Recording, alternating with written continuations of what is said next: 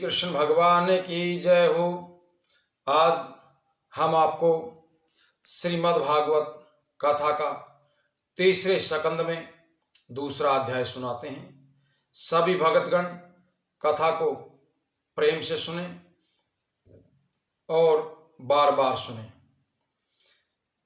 उद्धव से विदुर का श्री कृष्ण की कुशल पूछना और उद्धव के द्वारा सब हाल सुनाना।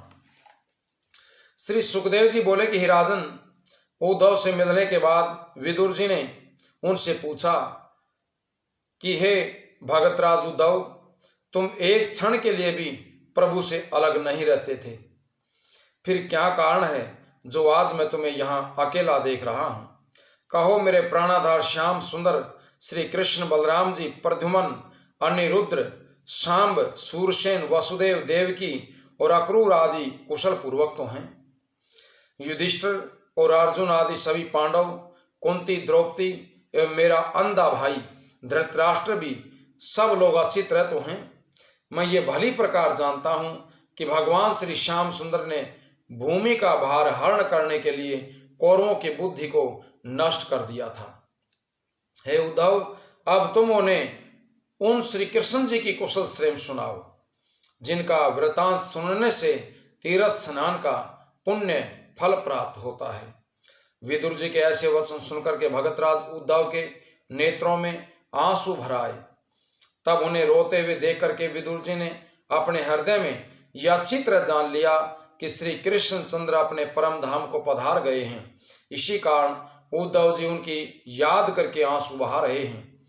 तब थोड़ी देर बाद उद्धव जी ने आंसू पोंछते हुए कहा कि हे विदुर जी, मैं तुम्हारे भगवान कृष्ण चंद्र जी का समाचार किस प्रकार कहूं, क्योंकि भगवान श्री कृष्ण चंद्र रूपी सूर्य छिप गया है और कलयुग रूपी रात्रि का आगमन हो गया है। इसलिए मैं तुमसे उनकी बड़ाई कहां तक करूं।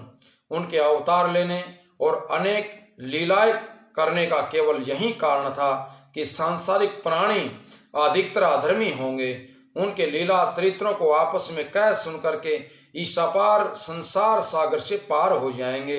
उन्होंने बड़े बड़े शक्तिशाली असुरों और राजाओं को मार करके उनका उद्धार कर दिया। उन्होंने स्वयं अपनी मर्जी से ही भूमि का भार हरण करने के लिए कौरव पांडवों में महाभारत का युद्ध करवाया था। उन्होंने ही समस्त कौरवों को नष्ट किया तथा उन्होंने ही पांचों पांडवों की रक्षा करके उन्हें राज्य सिंहासन दिलाया। उन्हीं ने दुर्वासा ऋषि के श्राप के द्वारा दुर्वासा ऋषि से श्राप दिलवा करके 56 करोड़ यादवों को आपस में युद्ध करवा करके मरवा दिया। इसलिए उनकी याद करके मुझे बड़ा दुख हो रहा है। हे विदुर जी, तुम ये सत्य समझो कि जब से श्री कृष्ण चंद्र जी यादवों का नाश करा करके गोलोक धाम को पधारे हैं, तब से जगत में सत्य और धर्म उठ गया है। मैंने उनसे बहुत विनय की थी कि मैं निरंतर आपकी सेवा में रहा हूं, इसलिए आप इस समय भी मुझे अपने साथ ले चलिए। परंतु उन्होंने मुझे अपने साथ चलने की आज्ञा न दे करके ये कहा कि तुम बद्री आश्रम में जाकर के मेरा तप कर, उसी से तुझे मुक्ति मिल जाएगी। हे विदुर जी, उन्होंने मुझे जो ज्ञान उपदेश दिया था उसकी कथा श्रीमद् भागवत के 11वें स्कंद में है। एक प्रमुख ज्ञान उन्होंने मुझे ये भी दिया था, केवल मुझे ही नित्य समझना, इस समस्त जगत को नाशवान समझना। जीवात्मा कभी नहीं मरता है, इस कारण मेरे जाने का शोक मत करो। जिस तरह प्राणी एक वस्त्र को छोड़ करके दूसरा वस्त्र पहन लेता है, उसी तरह ये जीवात्मा एक देह को छोड़ करके दूसरे देह में प्रवेश कर जाता है।